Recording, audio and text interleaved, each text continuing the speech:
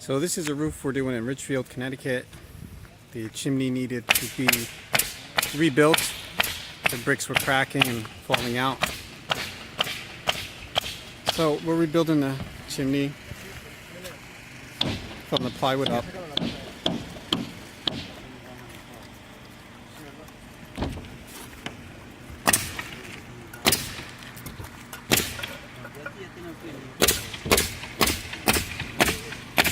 Installing a new roof. The plywood was delaminating and soft, so we had to replace about 15 sheets on this side.